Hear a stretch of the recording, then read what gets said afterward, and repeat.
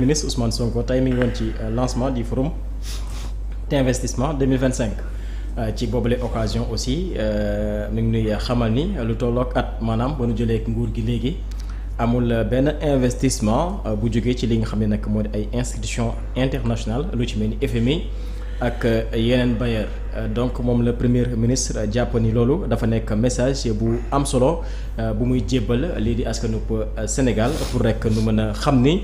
am nañu capacité ak moyens pour mën a compter ci suñu bopp maanaam tey jii bañ a compter ci benn bailleur pour rek tey jii Sénégal mën daal di suqaliku li koy firndeel mooy lu tolloog at a ngi nii amul benn financement bu jógee ci yeneen bailleur international donc loolu nekk ay kaddu yu nu premier ministre Ousmane Sonko daal di xamal nag tey jii waaye it daanaka yemul foofu ci wàllub reddition des comptes mi ngi nuy xamal ni amul benn yoon loo xam ne tey jii niroo nag wàllub fayantoo ak li nga xam ne nag moo di chasse aux sorcières alors Thioune daanaka si première ponk bi sax foofu na ni des muy lu tolloog at amul benn financement bu jógee ci li nga xam ne nag moo di ay institutions internationaux moom la premier ministre jàpp ni loolu dafa nekk message bu am solo bu sénégalais yi war a mën a jàng pour rek xam ni ñun rek mën nañu daanaka doy na pour nu mën a compter ci suñu bopp ndax am nañu les capacités et les moyens aussi. waaw xam nga nit rek ñun nañ ko misaal suñu bopp rek. sooy xew ñëpp xam nañ dañ lay ndawtal du dëgg. mais yow fexeel ba xew bi moom yàllaa yor lépp waaye fexeel ba mi lu gën a ndaw daal yow. avec nit yi ñëw indi bañ indi fekk yow di nga ko mën a gérer.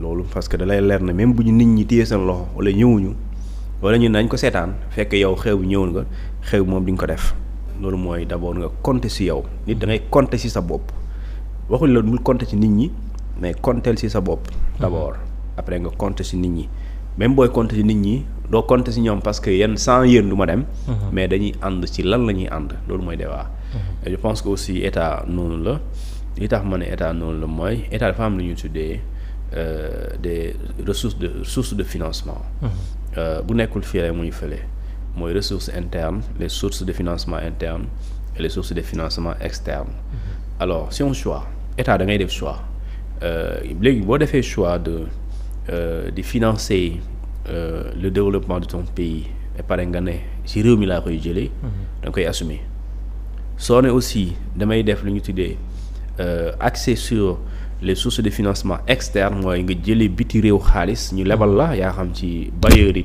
te partenaires techniques et financiers mu nekk ay institutions de Bretton Woods wala leneen banques yoo xamante ni c'est des banques de développement yooyu yaay tànn parce que soit boo ci jël am na conséquences yu baax comme am na loo xamante ni mën na nekk gàllankoor mais bu gën a rassurant mooy sa réew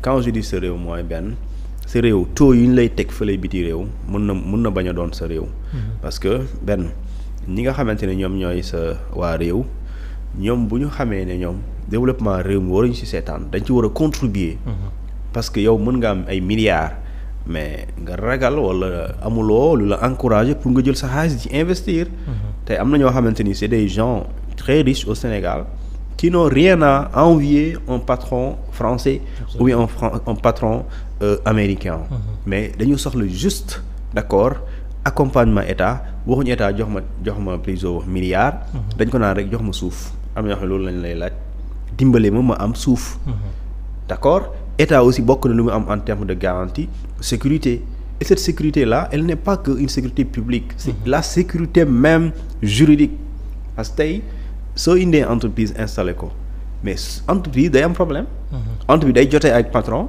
entreprise day am problème contrat ak ñeneen léegi bu ñu jotee ak keneen ñu war leen atte ci yoon est-ce que yoon boobu dina leen atte teg ci dëgg est-ce que duñ faral ke la bàyyi ko loolu ça c'est des assurances c'est des gages c'est des garanties que l'État doit présenter pour ñi nga xam ñoom ñooy les investisseurs ñu am xel bu dal léegi nag li nga xamante ni moom mooy leçon bi mooy tey nit ki lii di développement dafa am lu ñuy tuddee une économie endogène ak économie extravertie yow da nga bëgg lu ëpp ci réew mi ñuy dundee wala ñuy soxla mu jóge ci réew mi waaye fexeel ba donc lépp lu ëpp luy téye sa économie réew. na doon say doomi réew ñu téye ko. mooy tey ci jamono ji ñu nekk en tout cas wala jamono yële passé. ñi ëpp ñu téye ci économie Sénégal fii ay français leen. ay turcs leen ay marocains leen ñoo ñoo ci ëpp.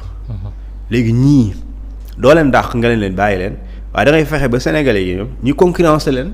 et pare booy am faveur nga privilégier les sénégalais.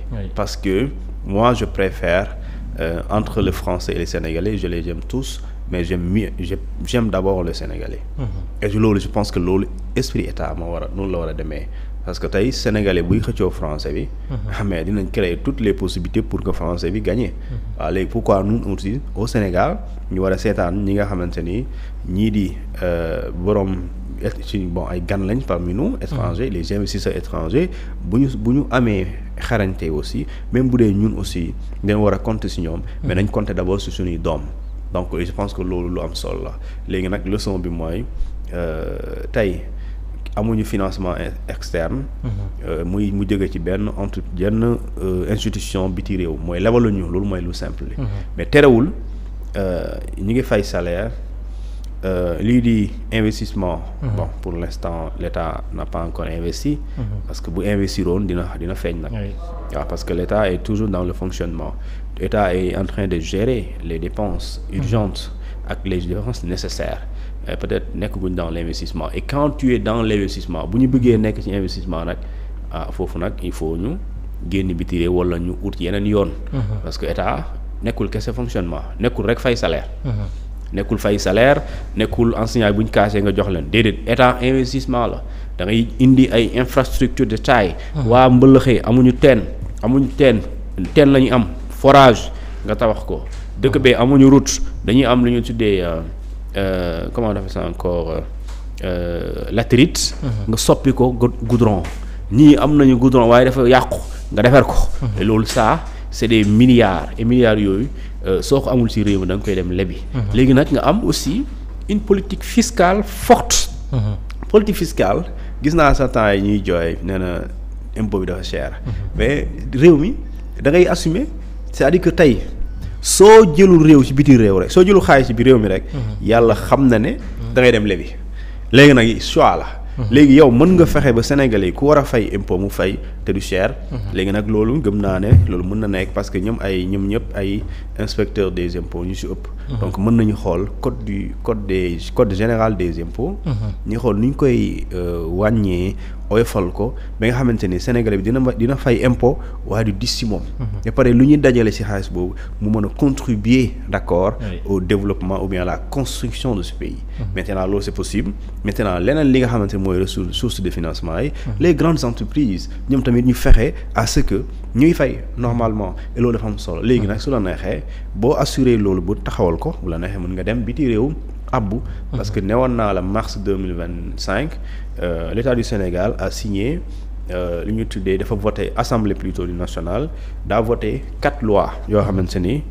dañoo adhéré fële ci ay banques benn bi c'est une banque africaine l'autre elle est une banque européenne l'autre est une banque asiatique les deux c'était africaine donc ñooñu c'est des investisseurs étrangers à l'image du FMI mais à l'image également de la Banque mondiale mais loolu bis bu ñu commencé d'accord lii di adhésion bi travaux yi bu fi toogee dangay gis ñu proposer la ay plan d'investissement mais loolu dafa am solo mais lu ëpp solo également mooy tey réewum Sénégal fexe ba ñi nga xamante ñoo nekk bitim réew gis naa eurobond par exemple diaspora bond mais loolu c'est un système de financement boo xamante ni ce sont les Sénégalais de la diaspora ñoom ñooy dajale seen xaalis pour investir ko financer une partie du développement et loolu tey soo ko mënee dajale ci quelques fan et soo yàggul mais tey soo leen joxuloon ñoom occasion ñu investir tu penses que balaa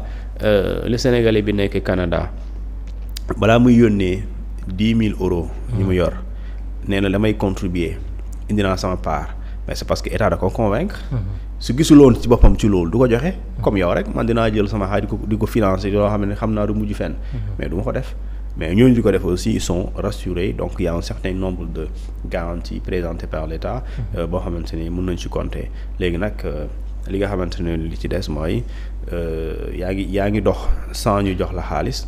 léegi nag bu ñu la joxee xaalis foo koy dugal moo ëpp solo. parce que c'est bon d'investir dans les grandes infrastructures. Comme le BRT, le TER, le Stade Abdoulaye Wade, Arena, etc. Mais c'est des infrastructures yoo xamante ne qui sont très chères. Parce que ñoom ñëpp lu lay coûter ay centaines de milliards. Stade arène nationale bi tantôt ñu ne la don mais façon nee nañ 31 milliards la. Donc dañuy gis ne am na solo mais lu mu la dikkee moins cher. te li ci doy waar mooy. yow bu doon sa xaalis da nga tibb sa compte sa trésor nga dem tibb wala soit réew nga ko jëlee mais da nga dem lebi tu t'es endetté pour faire de l'investissement. Et ça va être compliqué parce que tu vas payer moo tax dette bi da lay topp. Et maintenant léegi su dee amuloo source de financement interne yu dëgër. li ngay def mooy loo am di nga ko fayee bor mais aussi di nga dem lebi pour fay bor. Et loolu je pense que loolu dañ ko war a dépasser lépp pour fay bor dañ ko war a dépasser mais dañoo war a lépp pour investir ci loo xamante ni dafay am retour sur investissement pas à long mais à court ou moyen terme. Exactement alors Thioune sànq da ngaa tudd fonctionnement actuellement état bi ñi ngi fay seen salaire ñi ngi lance aussi ay projets.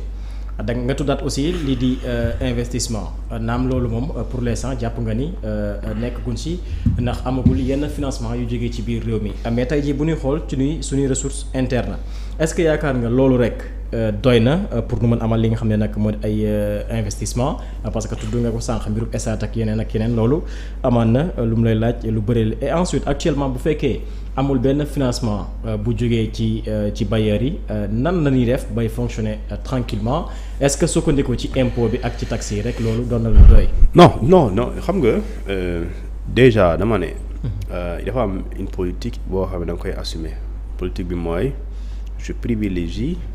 je privilégie mooy damay jiital d'abord les sources de financement interne. yoo xamante ni. mën nga collecter par diverses manières de l'argent des impôts du fisc des taxes douanières des redevances des pénalités et cetera yooyu soo ko dajalee xaalis la waaye loolu kese doyul li nga bëgg a def. mais même si dee doyul pour li nga bëgg a def parce que y a une ambition mais il y a également loo xamante ni pour nga mën a réaliser loo xamante ni pour le au grand bénéfice des populations il faut nga dem outil li nga xamante ni moom mooy xaalis pour compenser. parce que doyul léegi compensation boobu mooy tey li nga xamante ni moom mooy yeneen partenaires yi parce que amul beneen réew États-Unis moo ñu ëpp doole fuuf. dafa am dette. France moo ñu ëpp doole fuuf waaw pas fuuf lool mais moo ñu ëpp doole. mais dañoo am dette mais loolu du problème l'endettement n'est pas un problème. Le problème c'est quoi? C'est de s'endetter pour faire du fonctionnement. Non, excusez-moi, pour faire du fonctionnement ou bien pour payer des dettes. mooy nga leb pour fay salaire leb pour fay enseignants yi di kaas. wala fay système xam nga syndicat bi kaas wala nga leb pour dem quand même fay bor bi sa maam leboon daaw jéeg loolu mooy lu bon mais lu bonul nga leb aussi. d'accord pour de investir ci loo xamante ni. loolu day jur xaalis mais seerul lool te askan bi mu toog war a gis boppam maanaam mu am impact tout de suite. am na lu bëri yaa ngi koy tabax mais amul impact nii. ci mel ni nga def ko ci mbay mi. wala ci ñaar waaw loolu mooy impact social. mooy nga tabax ko tey soo demoon stade bu gën a ngande. Sénégal nga ne nga yóbbu ko Kaolack tabax ko fa stade boo xamante ni yaa ngi fay dem rek bu fekkente ni Sénégal daa am match. boo xamante ni. Au niveau international la Sénégal ñaata yoon lay toog fu du football. léegi soo jëloon xaalis boobu waa Kaolack région bi. ñu ne la ce sont les régions du centre. Diourbel Kaffrine Kaolack ak lu ñu tuddee Fatick ñu ne fii c'est le Sénégal au cœur. nga ne léegi ñii ils ont ce qu'on appelle des opportunités économiques. ñoom bay vraiment ça va ñu ne ko bassin arachidier la doo jël xaalis boobu. nga créer lu ñu tuddee des pôles économiques. pour que les populations Kaolack Kaffrine. Diourbel ak lu ñu tuddee ñeneen ñi waaw ñooñu ñu mën a fexe ba Kaffrine ñu mën a fexe ba ñu gën a mën a jëriñoo li nga xamante moom lañ yàlla defal. te defalu ko waa Ziguinchor. léegi boo fa stade baax na mais est-ce que stade bi chaque jour lay fonctionner. au contraire stade boobu sax daf lay sonal parce que stade day am entretien boo ci defoon entretien li ñu ci defoon yëpp day yàqu. dama laaj Dame Mbodj ñaata lay fay entretien par année ay millions yu dul jeex. mais est-ce que entretien yooyu ngay def est-ce que xaalis boobu stade mi ngi dugal lu toll noonu. question bi loolu la te bu dee da nga leb pour defar stade boobu. yoonam nekkul ci bailleur bi la lebal. yoonam nekkul ci stade bi jurul xaalis. moom li ngeen déggante di nga ko fay par weer. wala par année. et loolu maintenant je dis bien moo tax li nga xamante ni mënuñu miser lépp ci impôt. loolu day ëpp impôt vraiment mënul baax na ci réew day doxal waaye du moom kese mënul doxal réew. léegi nag bu dee doyul da ngay dem uti d'accord yeneen partenariat pour nga am plus d'investissement. et dans ce cas mën nga dem ut lépp à des taux faibles. mais aussi pour am ay taux faibles acceptables da ngay dem multiplier lu ñu tuddee les partenaires. et ça le Sénégal mu ngi ci pluralisation des partenaires et là ça fait c'est mars. peut-être que ñun des fois on est trop sur la politique. mais voté nañ ko Assemblée nationale. et on a fait une émission je pense que 2 fois sur loolu. banque yoo xamante ni Sénégal da ciy adhéré. bokk ci d'accord nekk membre.